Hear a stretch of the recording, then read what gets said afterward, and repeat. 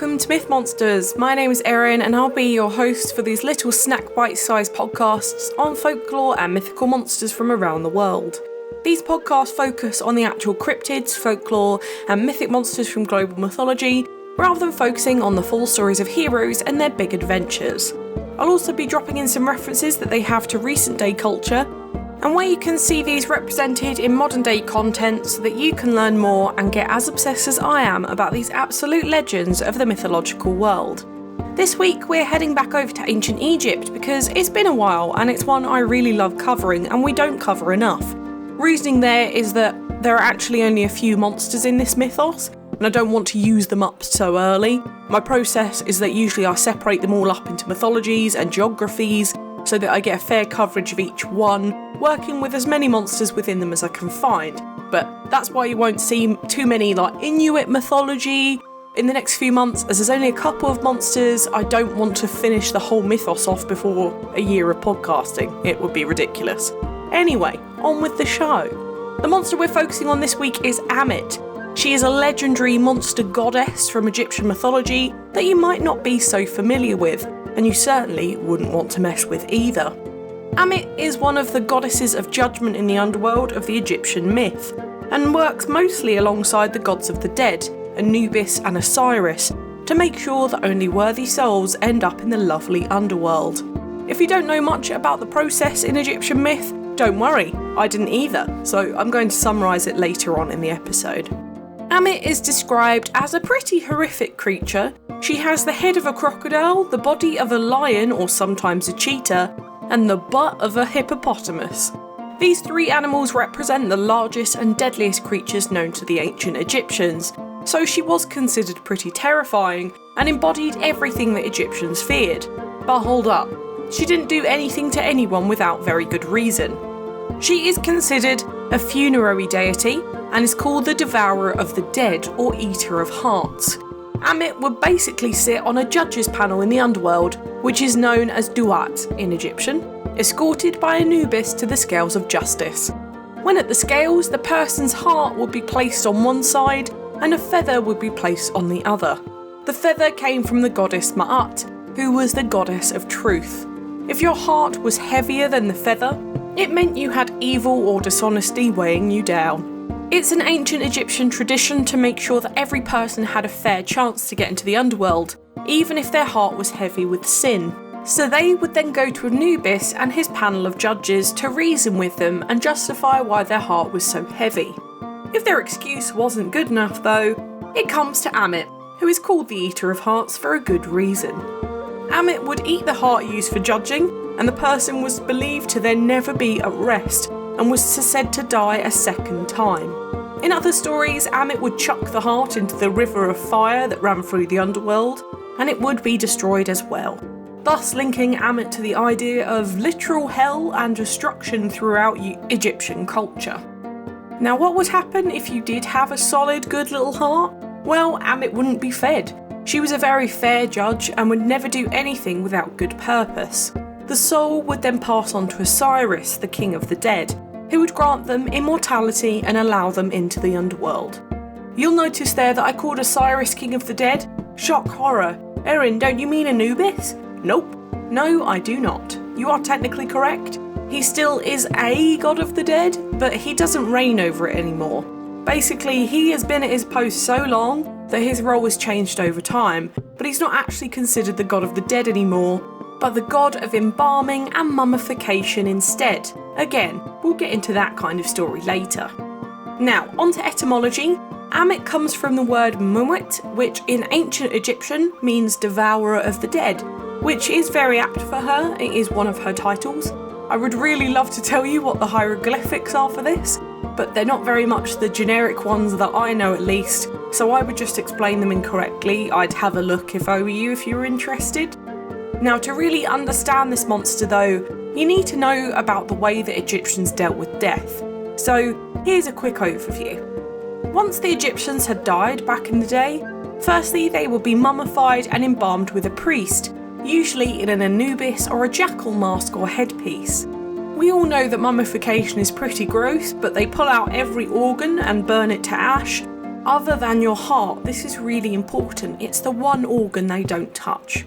Then you and your organs would be buried within a tomb, the grandiosity depending completely on your status in life, covered in ancient afterlife texts such as the prints from the Book of the Dead, the Book of the Netherworld, the Book of the Sky, or just the normal pyramid texts. They would be buried with their most precious belongings, including sometimes their pet cats. That's an important one for me. I would be absolutely offended if they didn't take my cats with them.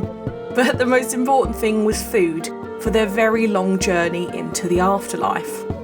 Once they got into the afterlife, they would then choose their vehicle to ride through the underworld with. This again depended on their status and what they were like in life. Pharaohs were the only ones who were allowed to use boats, and you could always use your coffin as a last resort. However, if you were a criminal, you would often be denied this first part of the journey, leaving you lost in the netherworld forever.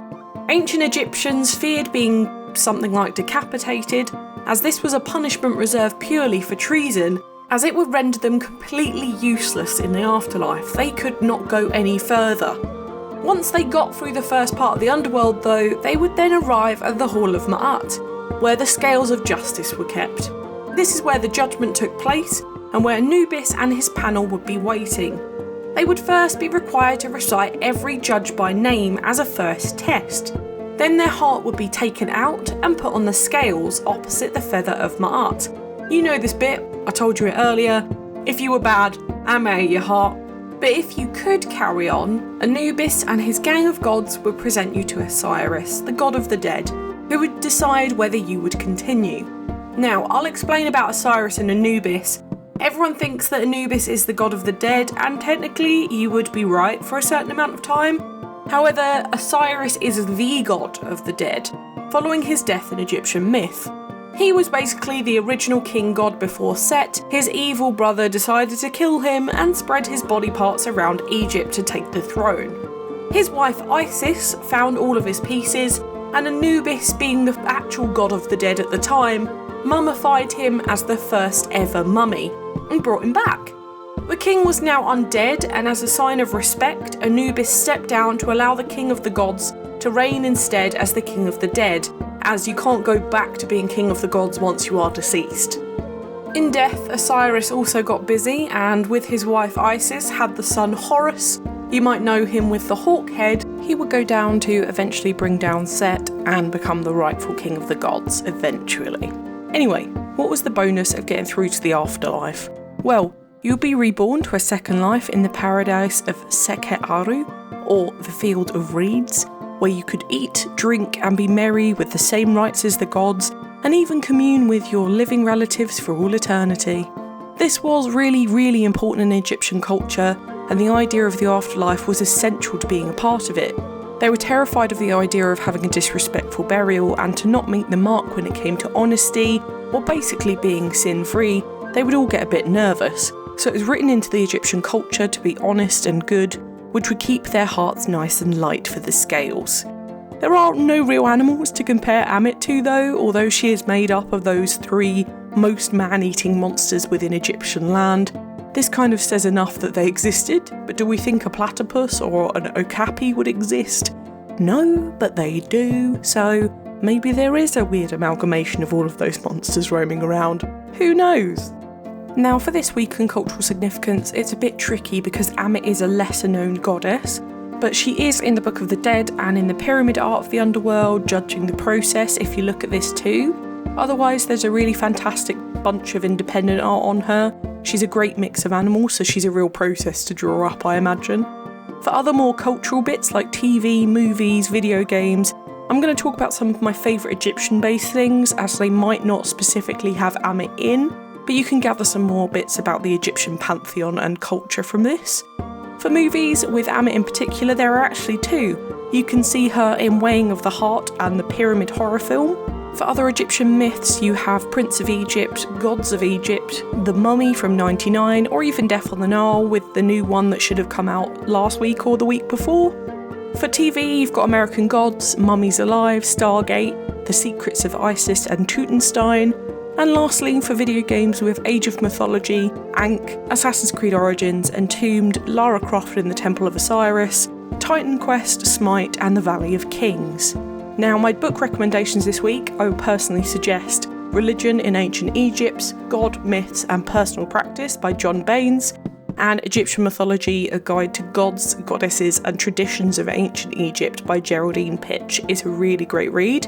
They are ones I've suggested before, but they are great books, so it makes sense that I do it again. Now it's time for Do I Think They Existed? Now I'm going to say no, however this comes with a thought. Generally I would say no to a creature that is very literally an amalgamation of 3 different animals. However, the Egyptian gods were also mixed up with their animal heads, so how far can I really judge them apart? Also, she was noted as a sentient being who could talk, so how is she any different from the other gods?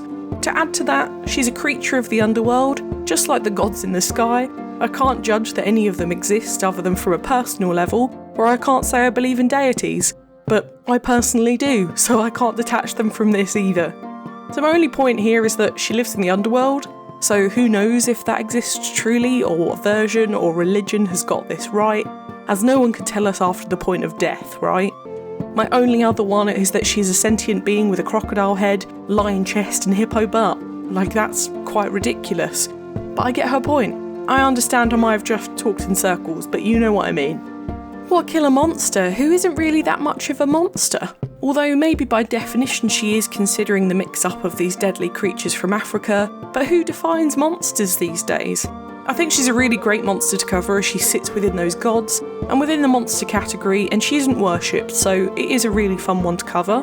Next week we are heading back over to Greece because I love it, and we're looking at the horrible harpies, which are half birds, half ladies from Greek mythology, so come squawking in next Thursday.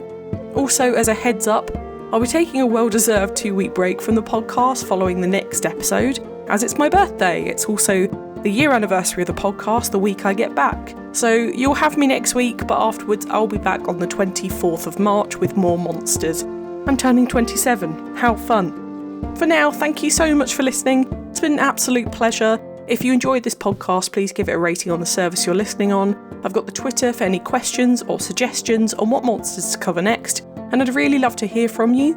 The social media handles for TikTok, YouTube and Instagram are Myth Monsters Podcast, and Twitter is Myth Monsters Pod. But all of our content can always be found at mythmonsters.co.uk. You can also find us on Good Pods and Patreon if you want to help me fund the podcast. You know, if you feel like it. But come join the fun, share this with your pals, they might love me as much as you do. But for now, stay spooky, and I'll see you later, babes.